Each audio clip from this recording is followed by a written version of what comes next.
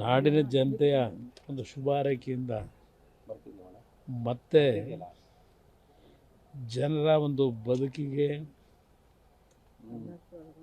ಮುಂದೆ ಬದುಕ್ತಕ್ಕಂಥ ದಿನಗಳು ಸೇವೆ ಸಲ್ಲಿಸಬೇಕು ಅಂತಕ್ಕಂಥದ್ದಕ್ಕೆ ಭಗವಂತ ನನ್ನನ್ನು ಕಾಪಾಡಿದ್ದಾನೆ. 3ನೇ ಬಾರಿ ಈ ಹೃದಯದ ಚಿಕಿತ್ಸೆ ಏನಿದೆ, 2 ಬಾರಿ ಆದಂಥ ಚಿಕಿತ್ಸೆಯಲ್ಲಿ ಇದ್ದಂಥ ಕೆಲವು ಲೋಪದೋಷಗಳೇನಿದೆ, ಇತ್ತೀಚಿನ ಒಂದು ಲೇಟೆಸ್ಟಾಗಿ ಬಂದಿರತಕ್ಕಂಥ ಅಡ್ವಾನ್ಸ್ಡ್ ಟೆಕ್ನಾಲಜಿನಲ್ಲಿ ಜೀವ ಉಳಿಸ್ಕೊಳ್ಳಿಕ್ಕೆ ಸಾಧ್ಯ ಆಗಿದೆ. ಇಲ್ಲದೇ ಇದ್ದರೆ ಬಹುಶಃ ಮರುಜನ್ಮ ಅಂತಕ್ಕಂಥದ್ದು ನಾವು ಎಷ್ಟೋ ಸಾರಿ ಏನು ಹೇಳ್ತೇವೆ, ಮನುಷ್ಯ ಹಲವಾರು ರೀತಿಯಲ್ಲಿ ಈ ಒಂದು ತಾಂತ್ರಿಕ ಇದರಲ್ಲಿ ಏನು ಮುಂದುವರೆದಿದ್ದಾರೆ, ಅದರಲ್ಲೂ ವೈದ್ಯಕೀಯ ರಂಗದಲ್ಲಿ ಹಲವಾರು ರೀತಿಯ ಅಡ್ವಾನ್ಸ್ ಎಕ್ವಿಪ್ಮೆಂಟ್ಗಳು ಇವತ್ತು ಬರೋದರಿಂದ ಮನುಷ್ಯನ ಒಂದು ಜೀವಕ್ಕೂ ಸಹ ಒಂದು ಲೈಫ್ ಕೊಡ್ತಕ್ಕಂಥದ್ದೇನಿದೆ ಅದು ನನಗೆ ಉಪಯೋಗ ಆಗಿದೆ. ಈಗ ರಾಜ್ಯಾದ್ಯಂತ ಕಾರ್ಯಕರ್ತರು, ಮುಖಂಡರು, ಅಭಿಮಾನಿಗಳೆಲ್ಲರೂ ಕೂಡ ಪೂಜೆ ಸಲ್ಲಿಸಿದರು.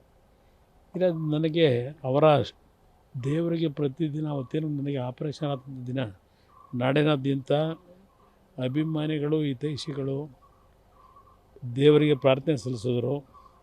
ಆ ದೇವರ ಅನುಗ್ರಹ, ಅವರ ಒಂದು ಪ್ರಾರ್ಥನೆ ಫಲ ಕೊಟ್ಟಿದೆ ಅಂತಕ್ಕಂಥ ನನ್ನ ಅಭಿಪ್ರಾಯ. ವೈದ್ಯರು ಸಂಪೂರ್ಣವಾಗಿ ಚಿಕಿತ್ಸೆ ಆದ ನಂತರ ಎಲ್ಲ ವಿಷಯಗಳನ್ನು ಸುದೀರ್ಘವಾಗಿ ನನ್ನ ಜೊತೆ ಚರ್ಚೆ ಮಾಡಿದ್ದಾರೆ. ಯಾವ ರೀತಿಯಲ್ಲಿ ಇವತ್ತು ನಿಮಗೆ ಹೊಸ ಜೀವ ತರಲಿಕ್ಕೆ ಸಾಧ್ಯ ಆಯಿತು ಅಂತಕ್ಕಂಥ ಅವ್ರು ಹೇಳಿದ್ದು ಒಂದೇ ಮಾತು, ಸಾಯಿಬಾಬಾ ಬಂದು ಆಪರೇಷನ್ ಮಾಡಿದ್ದಾರೆ ಹೊರತು ನಾನೆಲ್ಲ ಮಾಡಿರೋದು ಅಂತ ಹೇಳಿ. ಅವರು ಸಾಯಿಬಾಬಾ ಭಕ್ತರು, ಅವರು ಡಾಕ್ಟ್ರು ಸಾಯಿ ಸತೀಶ್ ಅಂತೇಳಿ. ಅವರು ಸಾಯಿಬಾಬನಿಗೆ ಹೋಗಿ ಪೂಜೆ ಸಲ್ಲಿಸಿ ಬಂದು ನನಗೆ ಆಪರೇಷನ್ ಮಾಡೋದಂಥದ್ದು.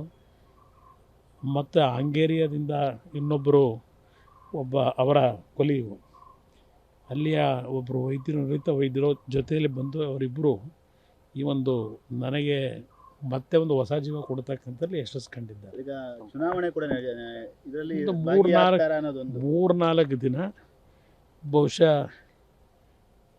ಮುಂದಿನ 25 ದಿನಗಳ ಕಾಲ ನನ್ನ ಕೈಲಾದ ಮಟ್ಟಿಗೆ NDA ಅಭ್ಯರ್ಥಿಗಳ ಪರವಾಗಿ 28 ಕ್ಷೇತ್ರಗಳಲ್ಲೂ ಗೆಲ್ಲಬೇಕು ಅಂತಕ್ಕಂಥದ್ದೇನಿದೆ, ಆ ನಿಟ್ಟಿನಲ್ಲಿ ನನ್ನ ಕೈಲಾದಂಥ ರೀತಿಯಲ್ಲಿ ಚುನಾವಣಾ ಪ್ರಚಾರದಲ್ಲಿ ತೊಡಗುತ್ತೆ. ಎಷ್ಟು ದಿನ ರೆಸ್ಟ್ ಮಾಡೋಕ್ಕೆ ಹೇಳೋರೆ ಸರ್?